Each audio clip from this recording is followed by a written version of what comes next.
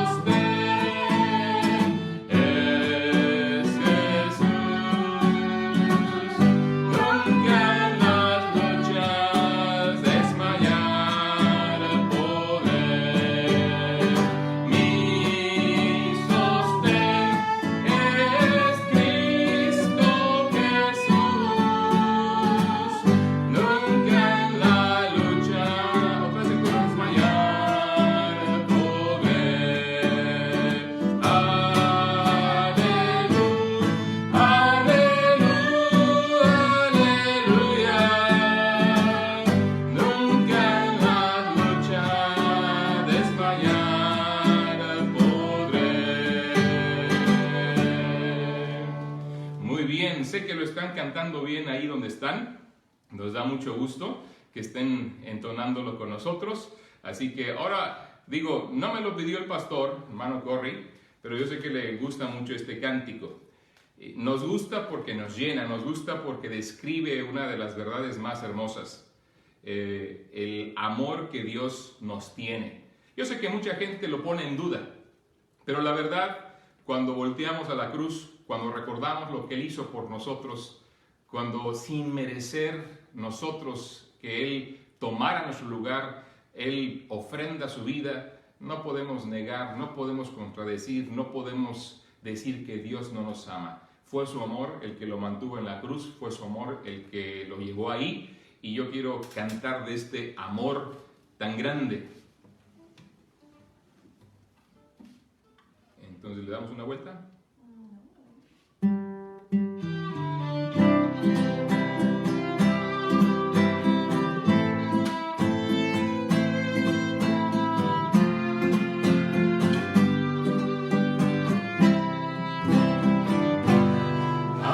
tan grande, profundo y sublime, es el amor de mi Creador. No hay nada en el mundo que pueda igualarse al tierno amor de mi Salvador. Dios de amor, Dios de amor, solo eres tú. El Dios de amor, no hay otro Dios fuera de ti. No hay otro Dios como tú, no lo hay. Él solo nos salva, nos protege y nos guarda de todos los males que existen aquí. Por eso cantamos con toda el alma, pues nos has dado, Jesús, dulce calma. Dios de amor, Dios de amor, solo eres tú. El Dios de amor, no hay otro Dios fuera de ti. No hay otro Dios como tú, no lo hay. Dios de amor, Dios de amor, solo eres tú. El Dios de amor, no hay otro Dios como tú. Fuera de ti no lo hay, no hay otro Dios como tú. No lo hay. Y decimos amén, ¿verdad? Decimos amén a esa hermosa verdad. Como el Señor, no hay otro. Ayúdame con esto un momentito, hija, porque si no, no alcanzo. No, pues nos toca esta otra canción. Este cántico, como el siervo brama por las aguas, así clamo Dios por ti. Es una de las múltiples versiones de este salmo. Por ahí se las escuchamos al hermano Corey, la hermana Meyer, bueno, también la hermana Meyer, Claudia, también, ¿verdad? En inglés, la conocemos en español, aquí está una versión, no sé si se sepan otra, pero queremos compartírselas, espero que los demás la conozcan también, y si no, pues una forma también de aprender. Como el siervo brama por las aguas, así clamo Dios por ti. ¿Empezamos, hija? Está ahí, ¿verdad? Sí, ahí quieres. Aquí está. Ok. Ok. Uy, le estaba tocando la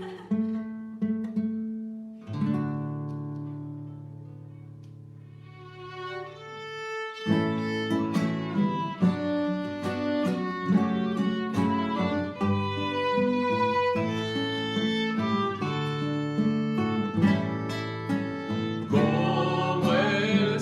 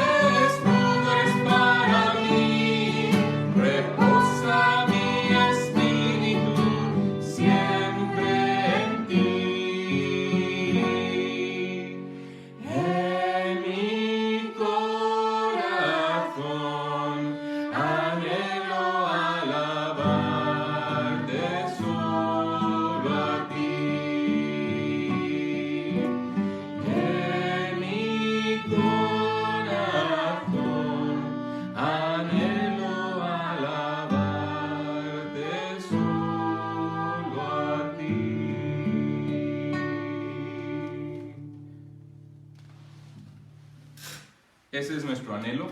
Si me ayudas a apagar el otro micrófono. Ese es nuestro anhelo, ese es nuestro deseo, que de verdad el Señor llene nuestro corazón, llene nuestra alma. Lo necesitamos. Puede ser que haya gente que lo rechace, que no lo crea, que no lo quiera, pero el vacío está ahí, y más para aquel que lo rechaza, más para aquel que no quiere. Hoy, permítame que hablemos un poquito, que lleguemos a la Escritura, que a través de ella recibamos del Señor, desde luego, las cosas que necesitamos. Puede ser que lo reconozcamos o no, pero yo te ruego y yo quiero desde luego apelar a que te des cuenta que a veces todo ese esfuerzo que haces por divertirte, por tener experiencias emocionantes, por viajar, por descubrir, por comer inclusive, y que dedicamos mucho esfuerzo, muchos recursos, muchas cosas para tener cierta satisfacción. No es otra cosa más que ese vacío que quieres llenar de alguna manera y que por más que le echas no encuentras que haya esa satisfacción total. La verdad es por eso que muchos inclusive lamentablemente caen en excesos, caen en drogadicción, en adicciones diversas, no solo esto, aún de cosas buenas. Gente que es adicta a la adrenalina, ¿no? Buscando lanzarse en paracaídas o en estos parapentes o tantas cosas que hoy la tecnología nos ha proporcionado y son simplemente cosas que buscamos para, insisto, llenar un vacío. Pero la verdad está en que no lo hemos conseguido. Y en lugar de llenar, en lugar de sentirnos satisfechos, buscamos más y aún hay más angustia, desolación. Y más cuando vemos que las circunstancias hoy se tornan difíciles y que por la pandemia que estamos sufriendo, muchas de esas cosas que solíamos buscar para traer satisfactores a nuestra vida, hoy nos han limitado a ir a experimentarlas. No podemos viajar con libertad, no podemos aún juntarnos, ¿verdad?, en casa con más gente, más que 6 personas. Y digo, si ya somos 4 en casa, tenemos nada más oportunidad de invitar a 2 más, y eso es todo. Hay muchas limitantes que hoy hacen más grave o más aguda esa situación de necesidad, porque no puedo hacer lo que podía hacer antes de esta circunstancia. Y la realidad tiene que ver con que eso hace más grave lo que estamos padeciendo. Ese vacío se nota más. Y te digo, justamente por eso es que cuando tenías la oportunidad, salías a buscar esas cosas y sentías que estabas supliéndolas y te sentías bien, pero hoy al quitártelas, el vacío está. ¿Con qué lo vas a llenar? Te digo, ¿con qué? Con esperanza. Con la esperanza que Dios nos da. Con la esperanza que no depende de lo que estamos viviendo, que no está supeditada a circunstancias favorables. Con la esperanza que no tiene que ver con tener una cartera o una cuenta bancaria pues con bastantes recursos, ni siquiera con tener un frigorífico o una alacena ahí llena de todos los bienes y todo el alimento, o una casa cómoda o un vehículo que te gusta. No, la esperanza no tiene que ver con eso.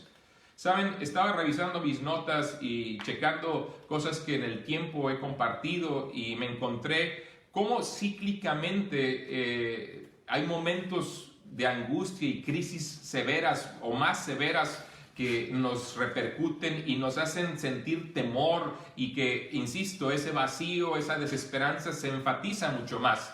Y curiosamente son los momentos cuando, por ejemplo, cuando los elementos naturales se manifiestan, como en un terremoto, o como pasó recientemente aquí, cerquita en la zona del Egeo, aquí en Turquía, en Esmirna particularmente, y en una parte de Grecia también. O cuando también vienen los huracanes, como lo que ha pasado ahora en la zona del Caribe, y que ahora se dirige por el Golfo de México hacia Florida, esta primero huracán, ahora tormenta tropical, pero que evidentemente volverá a ser huracán, que ha dejado gente lamentablemente que ha fallecido y al mismo tiempo que han perdido muchas personas todo lo que poseían, ciudades inundadas o casi por inundarse, situaciones que de verdad nos llaman la atención, que no son de este año. Situaciones que han venido ocurriendo cíclicamente a lo largo de la historia del hombre. Tengo aquí algunas notas, por ejemplo, cuando ocurrieron ataques terroristas en Perú o en Chile, temblores o terremotos en diferentes partes del mundo, como el que ya mencionaba, pero que han pasado en México, han pasado aquí en España, han pasado en otras partes del mundo y que han generado conmoción en las personas. Efectos devastadores de la guerrilla en diferentes naciones del continente africano, aquí muy cercano, que todavía siguen, que no se hablan hoy mucho, pero que cuando se recrudecen, llegan a llamar la atención, llegan a generarnos preocupación por todo lo que implica, situaciones terribles como la pandemia que hoy vivimos, pero que hace 20 años, hace 30 años era el SIDA, el mal del siglo, que en aquel momento no tenía solución y que había gran preocupación, pero cuando empezaron a surgir ciertos tratamientos que no lo cura por completo, sino que detiene, es interesante ver algunas estadísticas como lamentablemente las personas que padecen de esta enfermedad llegan, estadísticamente estoy hablando y que he revisado por ahí, sí, a detener la enfermedad y aparentemente vivir como una persona normal, pero que en una vuelta de 10 años promedio o 15 tal vez, algunos siguen perdiendo la vida. Lamentablemente, y que en su momento fue muy complicado y que en su momento desgraciadamente sí preocupó mucho al ser humano, pero que hoy se ha dejado más o menos a un lado. Ahora, yo quiero que seamos conscientes de esto. Siempre que vienen esos tiempos que nos llaman la atención de crisis, vienen cuestionamientos. ¿Será el fin del mundo? Hay amigos que de repente nos preguntan, hacen preguntas de esa naturaleza. ¿Será este momento? ¿Ya se acabarán todas las cosas? ¿Ya vendrá el juicio final? Algunos lo llaman plagas apocalípticas que ya nos están viniendo. Ahora, si echamos atrás la memoria y aún vemos en la historia, los libros y aún los videos que hay y documentales, tal vez te darás cuenta que a partir de lo que conocemos como la Primera Guerra Mundial, al tiempo, este tipo de manifestaciones han sido cíclicas. Pero como decía el Señor Jesucristo en Mateo 24 y Mateo 25, es como la mujer encinta, hablando de su retorno y del fin del siglo, que cada vez cuando una mujer está encinta y cuando se va aproximando, ustedes que son madres saben esto, cuando se va aproximando el momento del alumbramiento, primero empiezan, cuando ya saben que está cerca, inicia con una contracción, un dolor fuerte, que ya les avisa que el bebé viene pronto, más pronto. Sabías que venía porque estaba el proceso de la gestación, estabas embarazada, pero ya sabes que viene pronto el bebé cuando empiezan los dolores de parto. Pero aunque es un dolor fuerte inicialmente, esos dolores inicialmente son fuertes, pero son espaciados en el tiempo. O sea, primero hay un dolor, una contracción, y luego vendrá la siguiente en X tiempo, varias horas, o inclusive en algunos casos he escuchado de algunas que tal vez de un día para otro.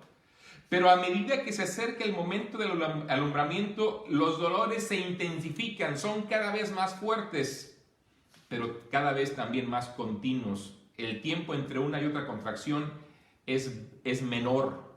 Y sabes, desde 1914 a la fecha nos damos cuenta que los dolores de parto vienen siendo cada vez más intensos y más frecuentes. El ritmo es todavía menor entre uno y otro, mayor entre uno y otro dolor de parto, entre una y otra crisis mundial, entre una y otra situación que nos llama la atención, cada vez hay menos tiempo. ¿Qué quiere decir esto? Que sí, el Señor viene en breve, pero aún no es el fin. Pero aún no es el fin. ¿Qué es y cómo debe de responder un creyente, un hijo de Dios, ante las circunstancias difíciles que hoy estamos viviendo? Con esperanza. Sí, con esperanza. Ahora, cuando hablo de la esperanza, yo quiero que sepas lo siguiente. A veces nuestro idioma se va modificando a lo largo del tiempo y a veces cuando hablamos de esperanza no nos referimos a la misma cosa, y más cuando comunicas el término esperanza a alguien que no tiene el contexto de la vida cristiana. Cuando hablan de esperanza, piensan de una posibilidad en sus vidas, piensan y hablan de algo que tienen el optimismo de que a lo mejor acontecerá, pero es una probabilidad que les da cierto aliento, que les da cierto consuelo, pero que no hay ninguna garantía, simplemente es como mero optimismo. A lo mejor viene y a lo mejor no, pero el punto es que yo me voy a esforzar. Y eso es más o menos la forma en la cual se emplea ese término en nuestro tiempo.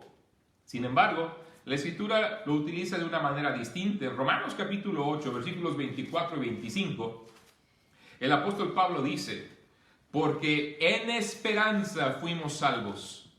Pero la esperanza que se ve no es esperanza, porque lo que alguno ve, ¿a qué esperarlo? Pero si esperamos lo que no vemos, con paciencia lo aguardamos. Pablo nos está dando aquí una aplicación en torno a cómo el creyente utiliza el término esperanza y lo que es la esperanza. Estamos esperando algo. Estamos con paciencia aguardándolo. Pero estamos esperándolo porque es algo seguro. No es una ilusión. No es algo que podría pasar, no es algo que, pues sí, me anima que a lo mejor acontezca, no, me mantiene al alba porque sé que viene y viene pronto. ¿Por qué? Porque Dios lo promete así, es nuestra esperanza. Y cuando hablamos de la esperanza que tenemos, déjeme decírselos así. La Biblia nos dice que la esperanza que hoy tenemos, el creyente en Cristo Jesús, los que hemos depositado nuestra confianza en Él, los que nos hemos arrepentido de nuestra maldad y hemos decidido depositar nuestro destino eterno en la obra redentora de Cristo, la esperanza que tenemos es nuestra próxima reunión con Él. Y cuando digo esto, es que Él regresa por su iglesia. Juan capítulo 14 dice: no se turbe vuestro corazón. Cristo está hablando. Creéis en Dios, creed también en mí. En la casa de mi Padre muchas moradas hay. Si así no fuera, yo os lo hubiera dicho. Voy pues a preparar lugar para vosotros. Ahora, es emocionante lo que Cristo nos está diciendo. Es emocionante por varias razones. Una es que está preparando a sus apóstoles a que enfrenten lo inevitable. Él sería traicionado, ya estaba siendo traicionado por Judas en ese momento. En tal vez minutos después o tal vez una hora más tarde, vendría el Iscariote con la guardia del templo para entregar al Señor y para ser llevado a ser juzgado en 6 juicios falsos, durante 3 con los religiosos y 3 con los incrédulos, con los gentiles, para el día siguiente ser crucificado. Y eso iba a ser una crisis, iba a ser un shock, iba a ser un golpe fuerte contra los apóstoles, y los está preparando. No se turbe vuestro corazón. Él sabía que vendrían tiempos complicados para ellos. Creed en Dios, creed también en mí. Les voy a preparar un lugar. Tal vez escuchar que el Señor nos ha ido a preparar un lugar no le dé mucha esperanza a muchos, diciendo: pero es que mira lo que estoy pasando. Pero de verdad, saber que tengo un lugar seguro en la eternidad con Cristo me llena de gozo y me da esperanza. Pero Cristo no paró la promesa ahí. Versículo 3 dice: y si me fuere y os preparare el lugar, vendré otra vez y os tomaré a mí mismo, para que donde yo estoy, vosotros también estéis. Eso es lo que estamos esperando. Esa promesa que el Señor nos ha dejado, que nos da esperanza. Saber que Él prometió que si Él se iba y se fue, regresaría otra vez. Pero no va a regresar nada más, sino que en primera instancia regresará, y dice la Escritura: os tomaré a mí mismo, para que donde yo estoy, vosotros también estéis. Por eso, esta esperanza debe ser a la vez caracterizada por 3 cosas. Esta esperanza nos proporciona 3 elementos. Primero, es una esperanza bienaventurada, ¿sabías? Es una esperanza bienaventurada. Ahora, el término bienaventurado es interesante lo que significa, pero antes de darles ese significado, veamos lo que dice Tito. Pablo, escribiéndole a su colaborador Tito, le habla de esa esperanza bienaventurada que debe de aquilatar en su propia vida. Enseñándole del propósito de la gracia, también nos apela a que nosotros vivamos este presente siglo de una forma, pero con la mirada puesta, clavada en nuestra esperanza. Tito capítulo 2, versículos 11 en adelante dice: porque la gracia de Dios se ha manifestado para salvación a todos los hombres. Dios se hizo hombre en la persona de Jesucristo y murió por nosotros. La gracia manifestada, el favor de Dios que no merecemos. Cristo, el justo, murió por los injustos. Y esta gracia que trae perdón, que trae salvación, nos enseña primero que nada que renunciando a la impiedad y a los deseos mundanos, vivamos en el presente siglo sobria, justa y piadosamente. Y mira el aliento. No solamente el Señor nos pide que vivamos de una manera distinta, de una manera clara, que la gracia me capacita a vivir sobria, justa y piadosamente, también me da el aliciente para que podamos ver hacia adelante, aguardando la esperanza bienaventurada y la manifestación gloriosa de nuestro gran Dios y Salvador, Jesucristo. ¿Estás esperando el retorno de Cristo? ¿Estás con ansias ver que te reunirás nuevamente con Él y que esas dificultades, que esas enfermedades, que esos problemas, que estas circunstancias que hoy vivimos quedarán en el pasado? El asunto es que es una esperanza bienaventurada. El término bienaventurado en griego es makarios y quiere decir feliz. Ahora, pero no cualquier tipo de felicidad. ¿Saben? Mucha gente cuando habla de ser bienaventurado se refiere a ser doblemente feliz, y yo siempre les intento ver que eso es complicado manifestarlo así. ¿Por qué razón? ¿Cómo mides tú la felicidad? ¿Tienes acaso un felizómetro para poder ver qué tan feliz eres? ¿Cómo puedo yo saber que soy doblemente feliz, que no soy simplemente feliz, que soy verdaderamente makarios?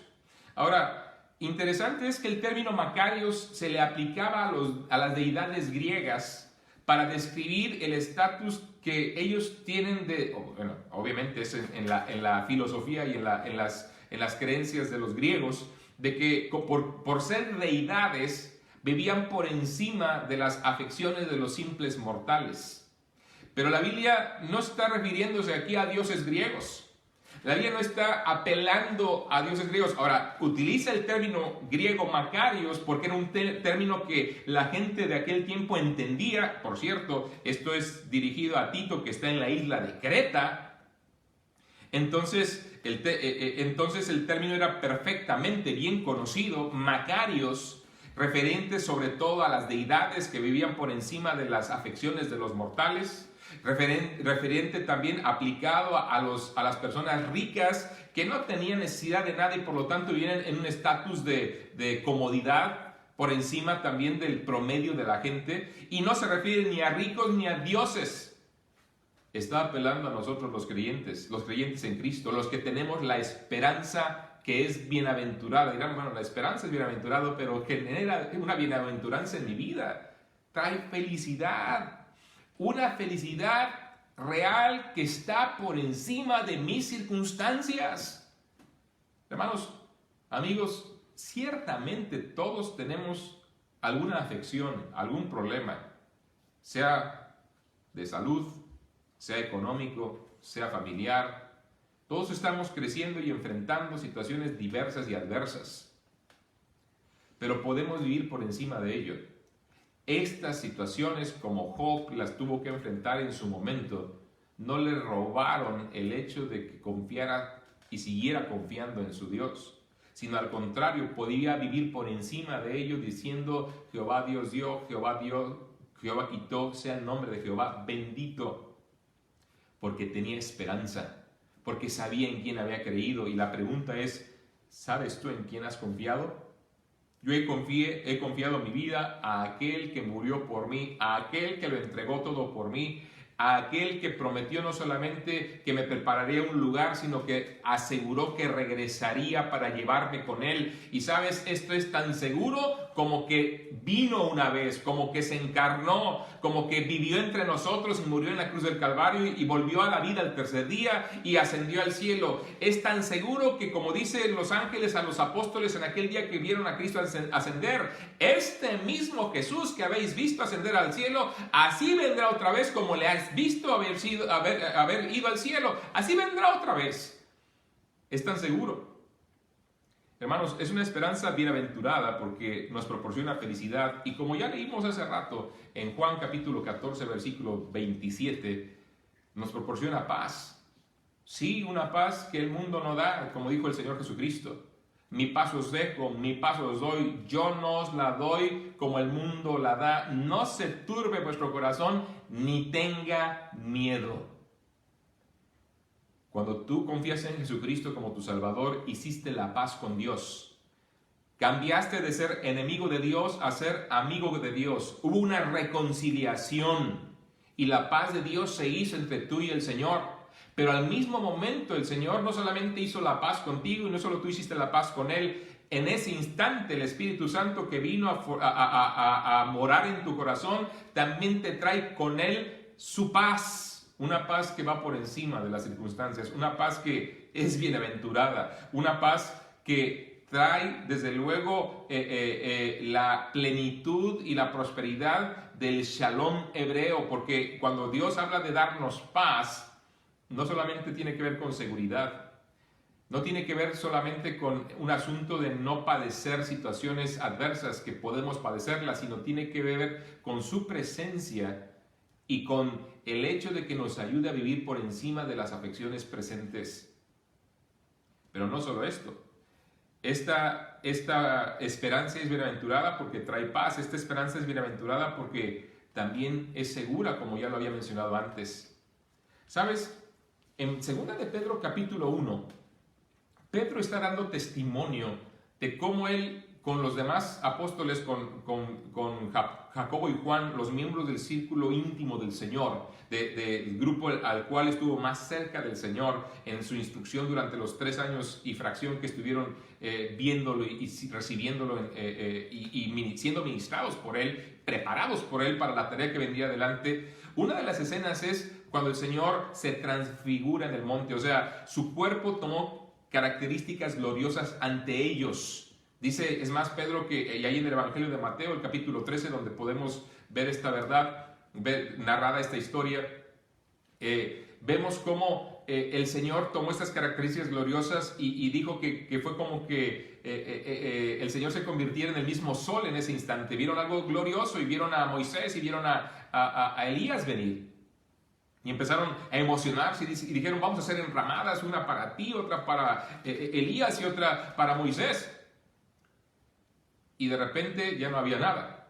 Pero narrando eso y dando testimonio de eso que dice, nosotros vimos con nuestros propios ojos su majestad. Después dice lo siguiente en el capítulo 1, versículo 19.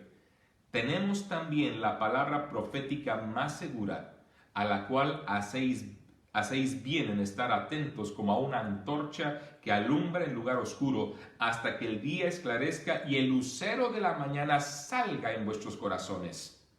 Hermanos, nuestras experiencias pueden ser distintas y a veces nos pueden engañar. La verdad absoluta no se define por nuestras experiencias. Hay muchas cosas que no digo que no le ocurrirían a ciertas personas, pero el detalle está en que quién está detrás de esas experiencias. Tenemos que entender que la certeza, que la seguridad viene por la bendita palabra de Dios, porque tenemos también la palabra profética más segura, decía Pedro. ¿Más segura que qué? Más segura que su propia experiencia. Ellos habían tenido una experiencia gloriosa, habían visto al Señor, dice, en su majestad, y está hablando en 2 de Pedro de su retorno también, por eso sabemos de que será seguro su retorno, pero dice, más seguro que mi experiencia, es lo que Dios dice en su palabra, a la cual hacéis bien, en estar atentos como a una antorcha que alumbra en lugar oscuro hasta que el día esclarezca, hasta que el Señor venga, estar atentos. Esta esperanza es bienaventurada, esta esperanza nos trae paz, nos trae seguridad. ¿Sabes que del 100% de las profecías que hay en la Biblia y que la Biblia es mayormente profética, solamente falta un 16% en cumplirse?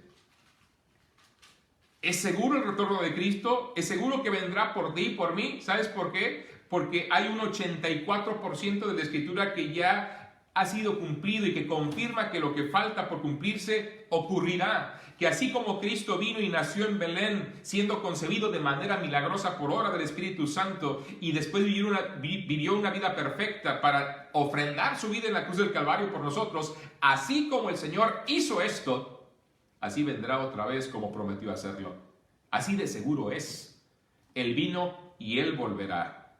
Tenemos la palabra profética más segura que asevera esto.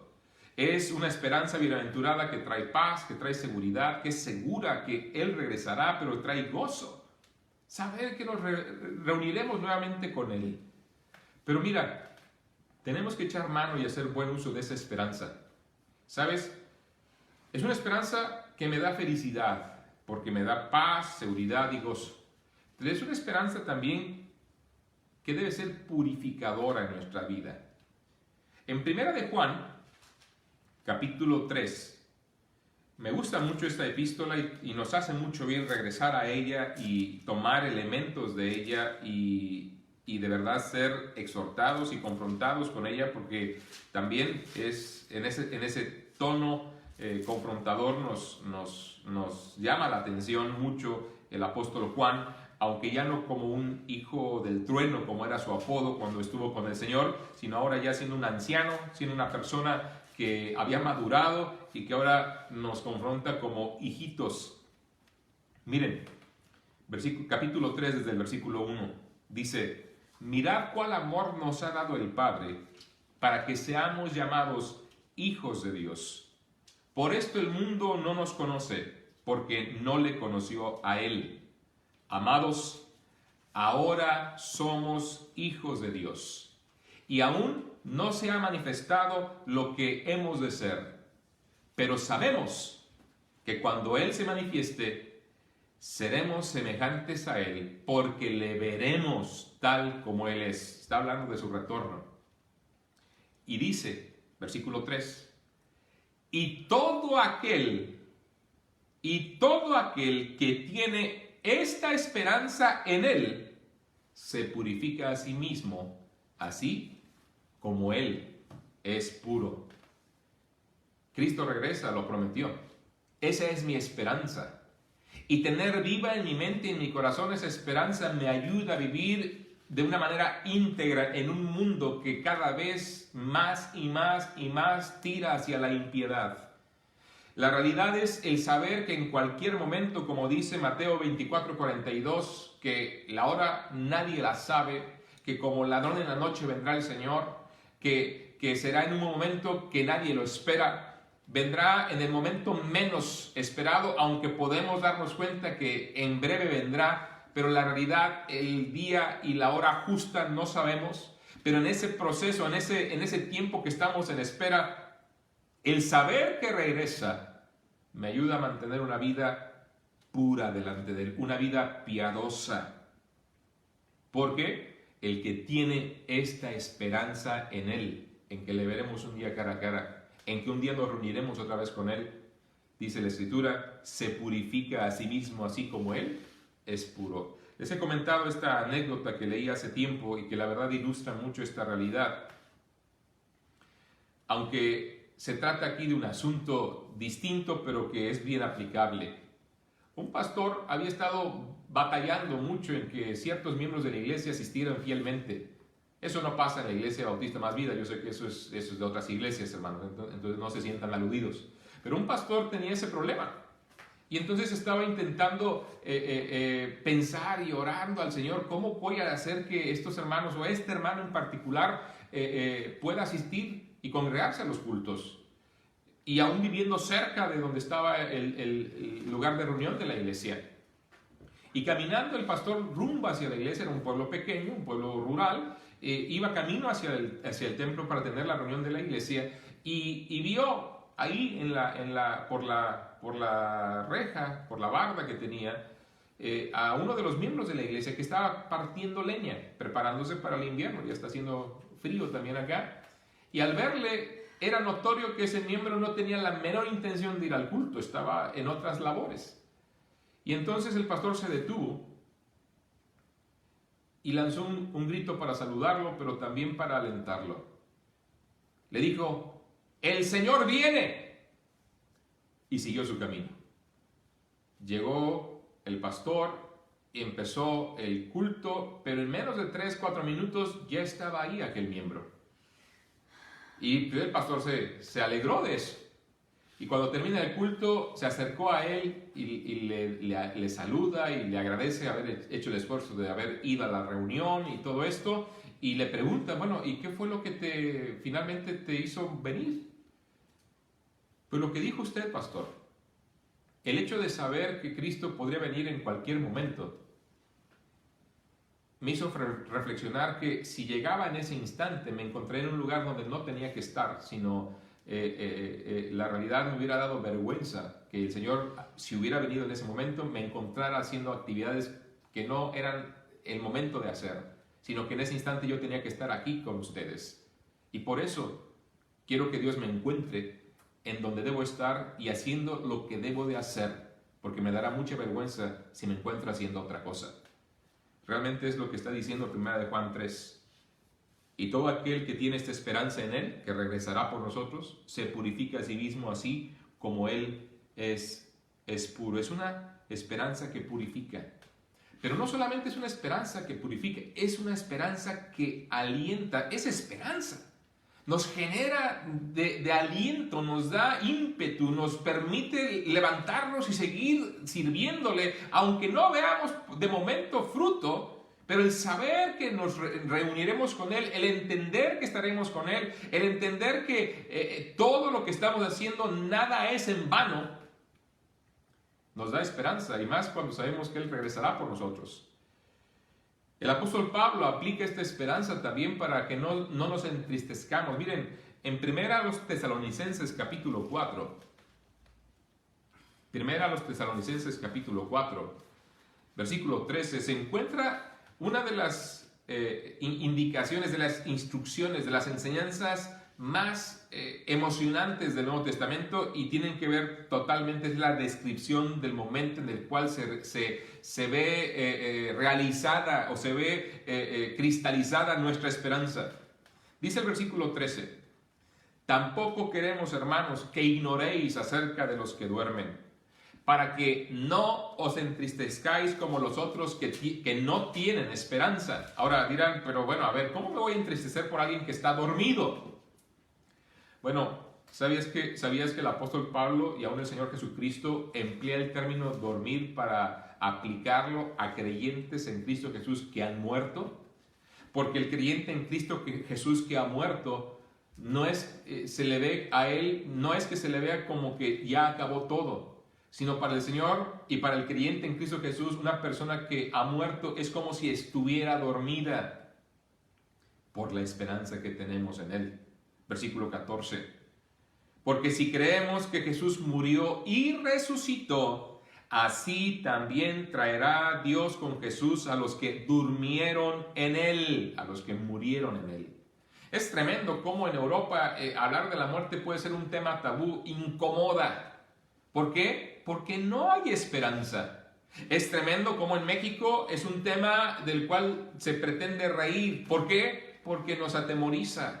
Y nosotros como mexicanos solemos reírnos de las cosas que nos causan cierto temor para ver si eso cambia nuestra actitud y no manifiesto tanto miedo. Pero es algo serio, es algo real, es algo que manifiesta incertidumbre en el caso del mexicano.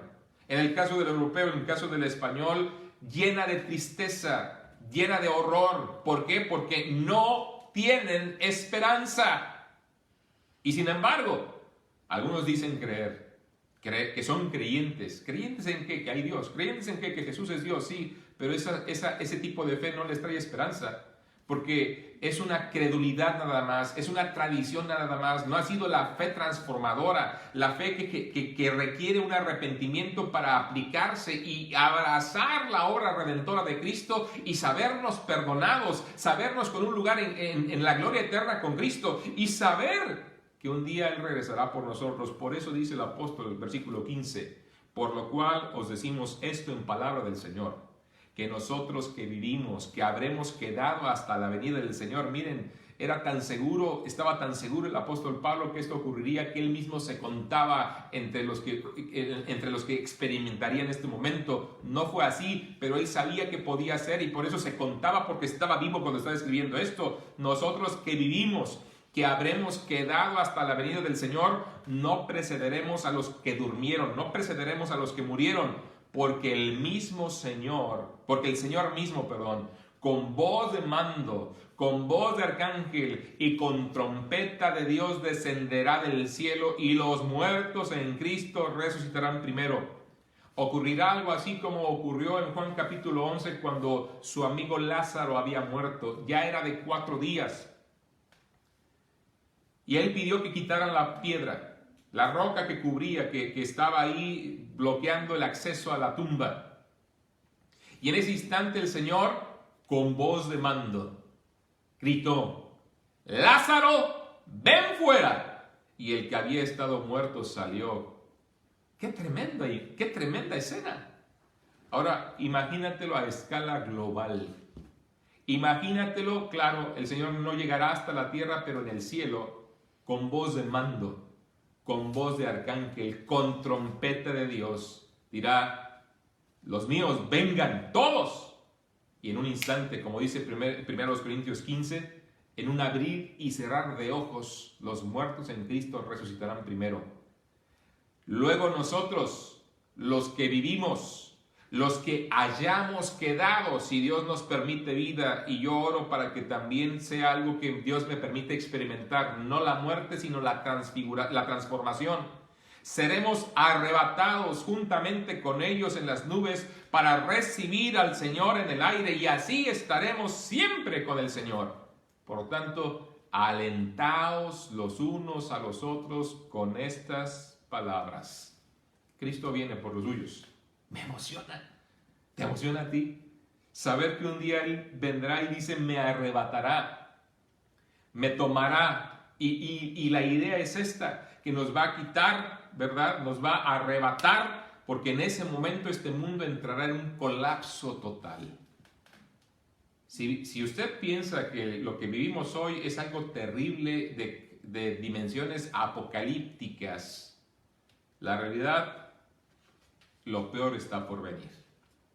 Pero el Señor quiere arrebatarnos para no sufrirlo, porque vendrá el juicio terrible de Dios contra la incredulidad del ser humano, contra la incredulidad de su pueblo Israel. Sí, vendrá un juicio terrible. Juicio, cuando la Biblia habla de juicio, no habla de a ver cómo les va, no, habla de emitir castigo. Juicios terribles, donde habrá situaciones de verdad que nuestra mente no alcanza a imaginar. Si esta pandemia nos ha puesto como nos ha puesto, y es nada comparado a lo que vendrá. Imagínate, hoy lamentablemente hablamos de más de 1 millón de muertes a lo largo y ancho del mundo, 1,5 millones me parece, que son muchísimas. En aquel tiempo, con cada juicio, 1/3 de la población mundial morirá. No quiero influir, no quiero que te atemorices, quiero advertirte. ¿Cuánto es 1/3 de la población mundial? 2,000 millones de personas. Hoy nos alarman 1,400,000. ¿Te imaginas lo que será 2,000 millones de personas con el primer juicio? Son 7 copas, son 7 ayes, cada uno de ellos mostrándonos, desgraciadamente, y llevándonos, trayendo el juicio de Dios, justo juicio de Dios, contra aquellos que le rechazaron y no creen en su nombre. Pero el Señor quiere que antes que venga eso, te prepares, te arrepientes, le confíes tu vida, porque llegará un momento en el cual Él vendrá y nos arrebatará, nos llevará para que no sufras el juicio suyo que vendrá sobre esta tierra. Es una esperanza alentadora para quienes creemos en Él. Lo tenemos a Él y por eso tenemos la esperanza en Él. Y por eso te animamos a creerle a Él, confiar en Él. Pero no solamente la esperanza de que vendrá por nosotros, sino la esperanza que nos reuniremos con aquellos que se nos han adelantado. En el caso mío, mis abuelos, mi madre, que ya están con el Señor. nos reuniremos nuevamente con Él. En el caso tuyo, no sé quién sea, pero gente que sabemos que confió en el Señor y que hoy están dormidos, que Dios los va a levantar y nos reuniremos con Él para estar siempre con el Señor. Sí, estuvimos tristes y estamos tristes que hoy nos hemos despedido de ellos, pero no tenemos la tristeza como aquellos que no tienen esperanza, porque tenemos la esperanza gloriosa de la vida en Cristo Jesús. Y por último, esta esperanza la tenemos que exhibir. No en un tema de presunción, en toda humildad, pero con el gozo de querer compartir lo que el Señor nos ha dado. Es una esperanza que tenemos que sacar a relucir. Mateo capítulo 5, versículo 14 al 16 nos dice lo que tenemos que ser, lo que somos nosotros como sus hijos y lo que debiera ser nuestro estilo de vida en este mundo que hoy está sumergido en una tremenda oscuridad. Mateo capítulo 5 dice de la siguiente manera, versículo 14, vosotros sois la luz del mundo. Una ciudad asentada sobre un monte no se puede esconder, ni se enciende una luz y se pone debajo de un almud, debajo de la mesa, sino sobre el candelero, no sé si lo alcanzan a ver, ahí arriba donde está la vela, se pone la luz. ¿Para qué? Para que alumbre a todos los que están en casa. Cuando hay oscuridad requerimos una luz que nos ilumine a todos. Y dice la Escritura, así alumbre vuestra luz delante de los hombres, para que vean vuestras buenas obras y glorifiquen a vuestro Padre que está en los cielos. La aplicación es obvia. Este mundo está sumido en la más densa oscuridad y requiere personas que tienen la esperanza que los hace brillar, que nos hace brillar, no ser meros optimistas, gente que tiene la certeza que Cristo regresará por nosotros y gente que quiere compartir del perdón y del amor que hay en Cristo Jesús, porque Dios no quiere el mal del pecador, quiere que se arrepienta para que viva. Ese es el anhelo del Señor. Pero ¿cómo podrán arrepentirse si no escuchan del mensaje y la opción redentora en Cristo Jesús? ¿Cómo podrán llegar a entender de la salvación cuando no hay una luz que les guíe en un mundo tan oscuro? Tú y yo somos la luz del mundo. Tú y yo tenemos que brillar con intensidad. Una luz pequeña, por pequeña que sea, en un lugar oscuro se nota. Pero una luz que brille intensamente, aunque sea pequeña, llega más lejos. Y Dios quiere que tú y yo seamos ese tipo de luz. Hermano, te animo a que abraces la esperanza bienaventurada, a que recuerdes esta esperanza que trae felicidad, esta esperanza que trae pureza, esta esperanza que trae aliento, para que brillemos en un mundo que está sumido en oscuridad. Y que Dios nos use para que con nosotros muchos más sean arrebatados y llevados con Él en el tiempo que el Señor regresará. Les agradezco el tiempo. Les animo a que oremos, que nos estimulemos al amor y a las buenas obras, al menos a través de estos medios, que compartamos con otros de la fe en Cristo Jesús, del amor que Él nos tiene, del arrepentimiento necesario para confiar nuestras vidas a Cristo, a su obra, para tener esperanza. Pero más que nada, que nos mantengamos fieles, sirviendo y honrando al Señor para glorificarlo por nuestra vida. Oremos en este instante. Y les agradezco, familia, por estar ahí. Les mando un abrazo, mi familia también les manda un abrazo. Y vamos a orar. Y amigo que nos estás viendo, queremos también orar por ti. Si tú deseas que te apoyemos con alguna necesidad, alguna petición, por favor escribe. Queremos hacer contacto contigo, aquí por el Messenger. Y te animo a que nos acompañes. No solo que te conectes, sino cuando nos podamos congregar, te reúnas con nosotros. Queremos servirte. Pero queremos más que nada que puedas depositar tu confianza en aquel que murió por ti para salvarte. Pídele perdón, pídele salvación, Él está esperándolo. Señor, hoy te agradezco tu bondad. Gracias por la esperanza que tenemos en ti y gracias por ser nuestro Dios. Ayúdanos a vivir conforme a ella. Te lo ruego en el nombre de Cristo. Amén. Familia, Dios les bendiga. Si el Señor lo permite, nos vemos pronto. Reciban un abrazo. Dios les bendiga.